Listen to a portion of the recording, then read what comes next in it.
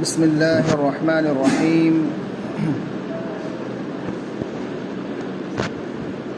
الحمد لله رب العالمين، والصلاة والسلام على رسوله الكريم ومن تبعهم بإحسان إلى يوم الدين. أما بعد، قال الله تبارك وتعالى: أعوذ بالله من الشيطان الرجيم، بسم الله الرحمن الرحيم. الف لام میم ذلك الكتاب لا ريب فيه هدى للمتقين. محترم مصلیان کرام،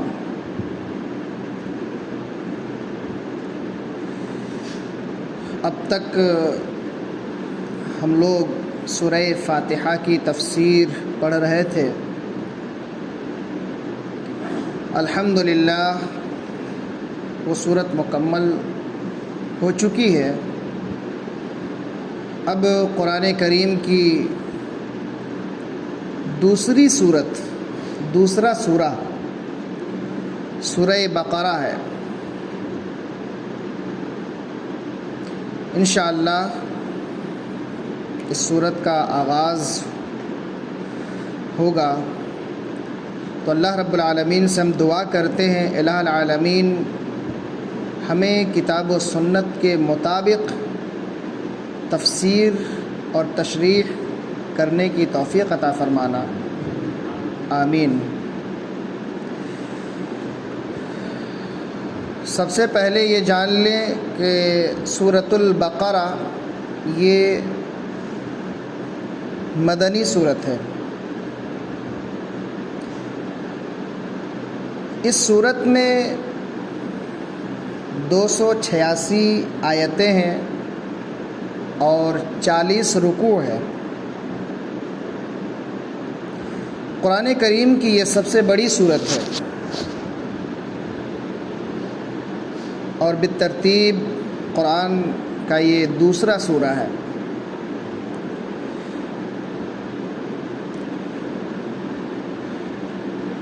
اس سورت کا نام سورۃ البقرہ ہے. بقرۃن عربی میں گائے کو کہتے ہیں. آگے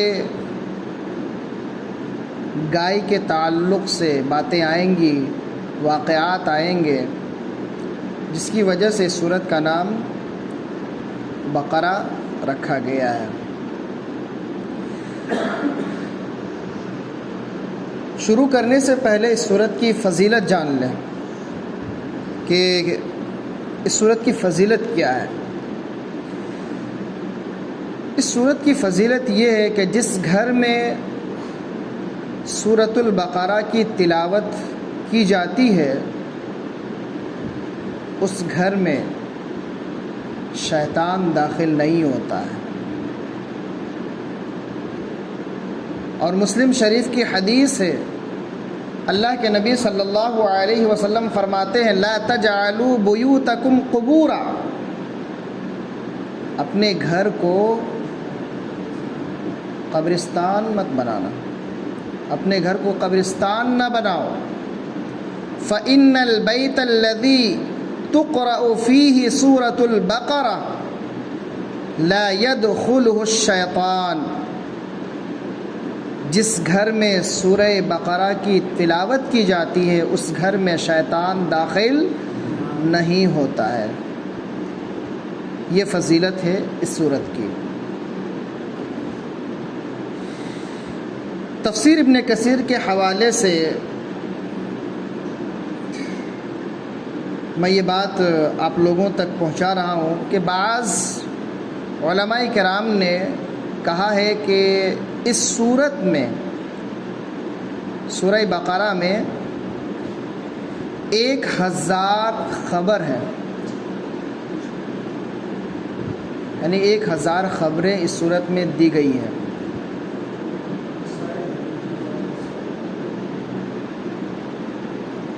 اور 1000 احکام ہیں، احکامات، اور 1000 منہیات ہیں. یعنی کہ 1000 خبریں دی گئی ہیں اس صورت میں. احکامات جن چیزوں کو کرنے کے لیے کہا گیا ہے ان کی تعداد 1000 ہے، اور جن چیزوں سے روکا گیا ہے ان کی تعداد 1000 ہے.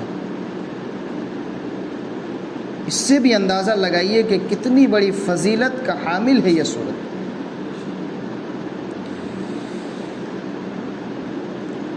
تو آئیے ہم شروع کرتے ہیں. بسم اللہ الرحمن الرحیم. الف لام میم. اس سورہ کی پہلی آیت ہے الف لام میم.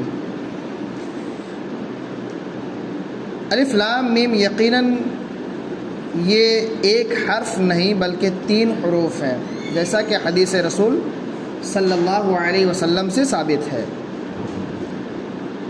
کہ لا اقول الف لام میم حرف. میں یہ نہیں کہتا کہ الف لام میم ایک حرف ہے، بلکہ الف ایک حرف ہے، لام ایک حرف ہے اور میم ایک حرف ہے. تو یعنی کہ پہلی آیت میں 3 حروف ہیں، الف لام میم. ان حروف کو حروف مقطعات کہتے ہیں. مقطعات کا مطلب علیحدہ علیحدہ، الگ الگ کر کے پڑھنا. اور یقیناً قرآن کریم میں کئی صورتیں ایسی ہیں جیسا کہ یہ سورہ الف لام میم، صدر کہیں یاسین، قاف، الف لام میم صاد، طٰہٰ. تو ان حروف کو الگ الگ کر کے پڑھا جاتا ہے، جس کی وجہ سے کیا کہا جاتا ہے؟ مقطعات، الگ الگ کر کے پڑھنا. علمہ نہیں پڑھ سکتے ہیں، علمس نہیں پڑھ سکتے ہیں. پورے حروف کی ادائیگی ضروری ہے. اس لیے الف لام میم. اس کا معنی کیا ہے؟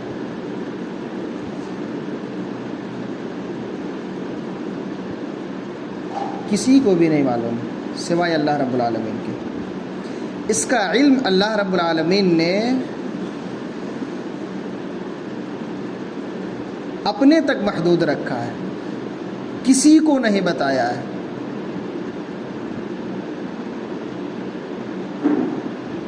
تو اس وجہ سے اس کا نہ تو ترجمہ کیا جا سکتا ہے، نہ ہی اس کا مطلب بیان کیا جا سکتا ہے، کچھ نہیں. کیونکہ مستند روایتوں سے کہیں سے ثابت ہی نہیں ہے کہ اس کا کوئی معنی بیان کیا گیا ہو یا اس کا کوئی مطلب بیان کیا گیا ہو. یہ حروف مقطعات ہے، اس کا علم صرف اور صرف اللہ رب العالمین کے پاس ہے. اس لیے ہم اپنی طرف سے ان حروف کے معانی کو نہ بیان کر سکتے ہیں اور نہ ہی ان کے مطلب کو ہم بیان کر سکتے ہیں. اس لیے ہمیں ایمان رکھنا اس بات پر کہ اس کا علم صرف اور صرف اللہ رب العالمین کے پاس. اللہ رب العالمین نے کسی اور کو نہیں بتایا. ذالک الکتاب لا ریب فیہ. اس کتاب میں کوئی شک نہیں ہے، کسی طرح کے شکوک و شبہات میں پڑھنے کی گنجائش ہی نہیں ہے کہ یہ اللہ رب العالمین کی جانب سے نازل کردہ کتاب ہے یا نہیں. نہیں، شک میں پڑھنے کی ضرورت ہی نہیں ہے. یہ کتاب اللہ رب العالمین کی نازل کردہ ہے. اللہ نے اس کتاب کو نازل کیا ہے، اور اس کی دلیل اللہ رب العالمین نے بے شمار قرآن کریم میں بے شمار مقامات سے معلوم ہوتا ہے کہ قرآن اللہ کے رب العالمین کی جانب سے نازل کردہ ہے، نازل کیا ہوا ہے. اللہ نے اس قرآن کو آسمان سے اتارا ہے. جیسا کہ الف لام میم سجدہ کی ایک آیت ہے، تنزیل الکتاب لا ریب فیہ من رب العالمین. یعنی اللہ رب العالمین کی جانب سے یہ کتاب نازل کی گئی ہے اس میں کسی قسم کی شک کی کوئی گنجائش نہیں ہے۔ تو معلوم ہوا کہ یہ کتاب اللہ رب العالمین کی طرف سے نازل کردہ ہے۔ اس کتاب کے منزل من اللہ ہونے میں کوئی شک نہیں ہے۔ اس کتاب میں جو واقعات بیان کیے گئے ہیں، گزشتہ انبیاء کرام علیہم الصلاۃ والسلام کے واقعات، ان کے متبعین کے واقعات، اہل توحید کے ساتھ لوگوں نے کس طرح ظلم و ستم ڈھایا، یا کفار اور مشرکین کے واقعات، انہیں کس طرح ہلاک کیا گیا، تو جتنے بھی واقعات بیان کیے گئے ہیں تمام کے تمام واقعات کی تصدیق کرنا، ان واقعات کے سچ ہونے میں کسی طرح کا کوئی شک نہیں ہے، بالکل سچ ہے۔ اسی طرح جو احکام و مسائل قرآن کریم میں بیان کیے گئے ہیں، ان تمام احکام و مسائل پر عمل کرنا باعث نجات ہے۔ جو عمل کرے گا اس کے لیے نجات نہ ہو، اس طرح کا شک نہیں کیا جا سکتا ہے۔ اس کتاب میں مذکورہ تمام احکام و مسائل پر عمل کرنا باعث نجات ہے۔ اگر کوئی شخص عمل کرتا ہے تو پھر ایسے شخص کے تعلق سے ہم شکوک و شبہات میں نہیں پڑ سکتے ہیں کہ وہ گمراہ ہے۔ اسی طرح جو عقائد توحید و رسالت اور معاد کے بارے میں، ہم وفات پا جائیں گے، دوبارہ ہمیں زندہ ہونا ہے، قبر کا سامنا کرنا ہے، محشر میں ہمیں جمع ہونا ہے، ان تمام چیزوں کے تعلق سے جو باتیں بیان کی گئی ہے تمام کے تمام سچ ہے، کسی طرح کے شکوک و شبہات کی کوئی گنجائش نہیں ہے۔ یعنی اس کتاب میں جتنے بھی احکامات بیان کیے گئے ہیں، جتنے بھی واقعات بیان کیے گئے ہیں، جتنے بھی مسائل بیان کیے گئے ہیں، تمام کے تمام سچ ہے، جھوٹ نہیں ہو سکتا۔ تو اس لیے اس کتاب میں شک نہیں کر سکتے ہیں کہ اس میں کوئی غلط بات بیان کی گئی ہے، کیونکہ یہ کتاب منزل من اللہ ہے، اللہ رب العالمین نے اس کتاب کو نازل کیا ہے۔ ھدی للمتقین، متقین کے لیے یہ کتاب باعث ہدایت ہے، متقین کے لیے ہدایت ہے۔ اللہ رب العالمین سے جو لوگ ڈرتے ہیں ان کے لیے یہ کتاب صحیح راستے کی طرف رہنمائی کرنے والی ہے۔ تو یہاں غور کیجئے گا، اللہ رب العالمین نے کہا ھدی للمتقین، متقین کے لیے ہدایت ہے، جبکہ قرآن تمام انسانوں کی ہدایت اور رہنمائی کے لیے نازل کی گئی ہے، لیکن اللہ رب العالمین نے یہاں صرف متقین کے تعلق سے کہا کہ متقین کے لیے یہ کتاب ہدایت ہے، جو لوگ اللہ سے ڈرتے ہیں ان کے لیے قرآن کریم باعث ہدایت ہے، ہدایت کا ذریعہ ہے، صحیح راستے کی طرف رہنمائی کرنے والی ہے۔ کیونکہ جس کے دل میں اللہ رب العالمین کا خوف ہے وہ اللہ رب العالمین کے تمام احکامات پر عمل کرے گا، جس کے دل میں اللہ رب العالمین کا ڈر ہے وہ ارکان اسلام پر عمل کرے گا، ارکان ایمان پر ایمان رکھے گا، توحید پر قائم و دائم رہے گا، نبی اکرم صلی اللہ علیہ وسلم کو اپنا اسوہ اور نمونہ سمجھے گا، اور جس کے اندر یہ ساری چیزیں پائی جائیں گی انہیں ہی متقین کہا جاتا ہے۔ تو یقیناً جو اللہ رب العالمین سے ڈرے گا تو اس کے لیے یہ کتاب باعث ہدایت ہے، کیونکہ اس کا عمل اس کتاب پر ہوگا۔ اس کے برعکس کوئی شخص مسلمان ہے لیکن نہ تو اللہ کے احکامات پر وہ عمل کرتا ہے، نہ ہی قرآن کریم کی تلاوت کرتا ہے، نہ قرآن کریم کے احکامات کو کبھی اس پر عمل کرنے کی کوشش کرتا ہے، اور نہ ہی قرآن کریم کے احکامات کو سمجھنے کی کوشش کرتا ہے۔ نماز چھوٹ رہی، کوئی فکر نہیں، دیگر ارکان چھوٹ رہے ہیں، کوئی فکر نہیں، ایمان کیا چیز ہے اس کے تعلق سے کوئی معلومات نہیں۔ تو جو اس کتاب سے ہدایت حاصل کرنے کی کوشش ہی نہیں کرے گا تو اس کے لیے یہ کتاب ہدایت کہاں سے ہو گئی؟ تو یقیناً جو اللہ سے ڈرے گا یقیناً اسی کے لیے ہدایت ہے۔ وہی اللہ رب العالمین نے فرمایا ھدی للمتقین، کہ یہ کتاب یعنی قرآن کریم متقین کے لیے ہدایت ہے۔ الذین یؤمنون بالغیب وَيُقِيمُونَ الصَّلَاةَ وَمِمَّا رَزَقْنَاهُمْ يُنْفِقُونَ الَّذِينَ۔ اب یہاں بتلائیے، ذرا غور کیجئے کہ اللہ رب العالمین نے کہا کہ یہ کتاب متقین کے لیے باعث ہدایت ہے، اور پھر اللہ رب العالمین نے اس سے پہلے یہ کہا کہ اس کتاب میں کسی طرح کہ شکوک و شبہات کی کوئی گنجائش نہیں ہے، یہ کتاب اللہ رب العالمین کی جانب سے نازل کردہ ہے۔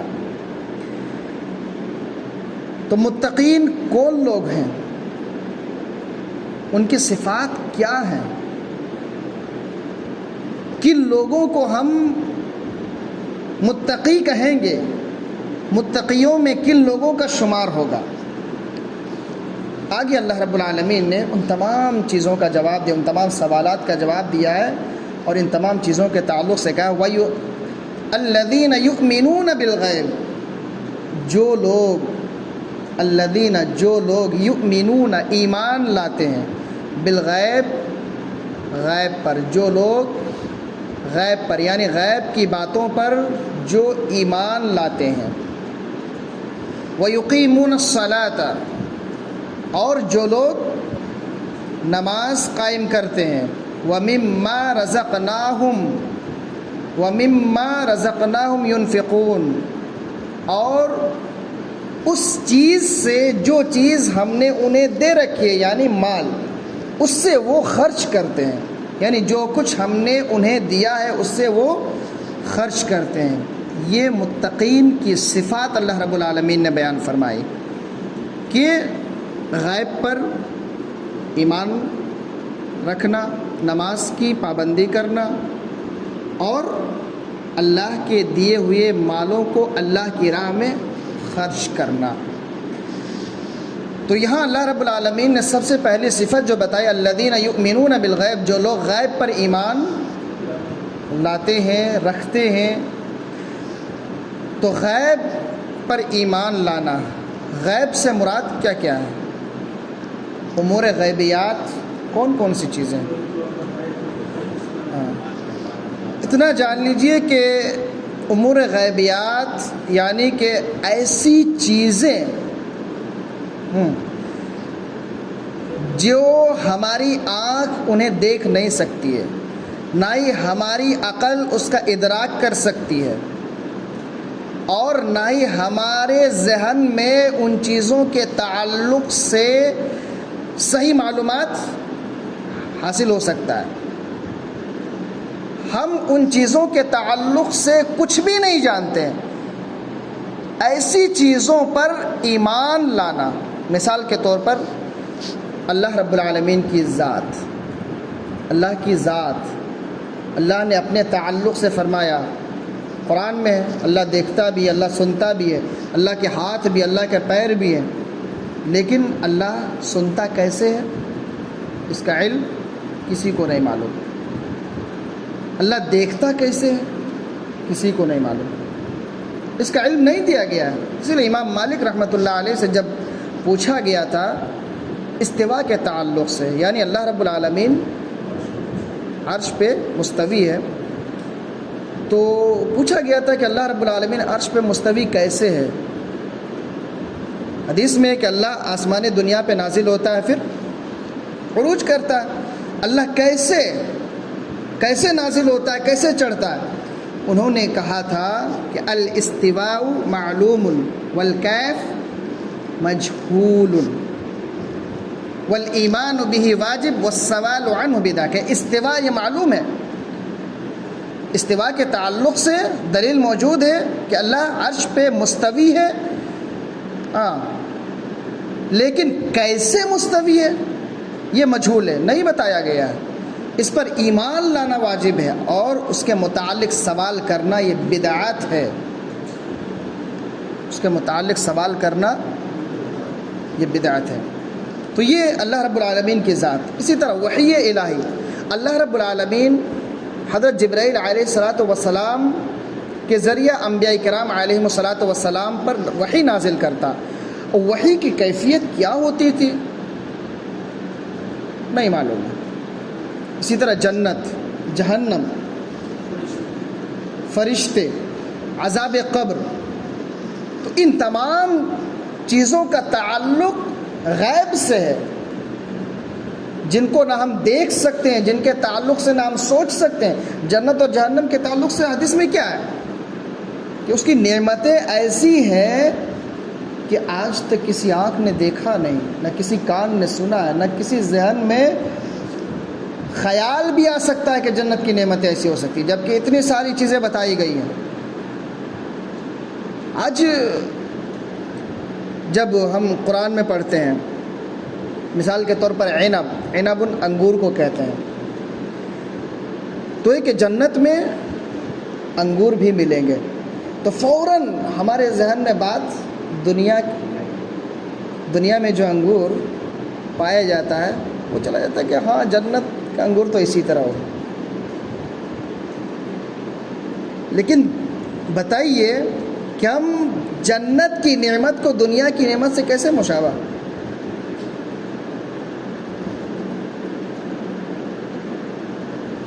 جنت کی نعمت کے تعلق سے ہے کہ آج تک کسی کے ذہن میں خیال بھی نہیں آیا کہ جنت کی نعمتیں ایسی ہو سکتی ہیں، پھر ہم دنیا کے پھلوں کو جنت کے پھلوں کے ساتھ کیسے ملا لیتے ہیں؟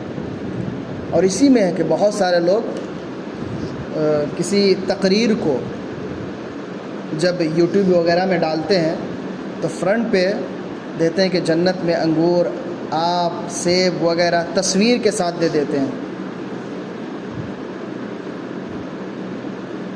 تو ذرا سوچئے، اس کی گہرائی میں جائیے کہ تصویر وغیرہ جنت کی نعمت کا جہاں ذکر ہو، دنیا کی تصویر دینا گویا کہ اس حدیث کا انکار ہے، اس حدیث کا انکار ہے، وہ جس حدیث میں ہے کہ کسی کے ذہن میں بھی یہ بات نہیں آ سکتی کہ جنت کی نعمتیں ایسی ہو سکتی ہیں۔ تو پھر ہم جنت کا جب ذکر کرتے ہیں تو دنیا کی نعمت فوٹو میں لگاتے ہیں، پکچر دنیا کی نعمت ہوتی ہے۔ تو ایسی چیزوں سے بچنا ضروری ہے۔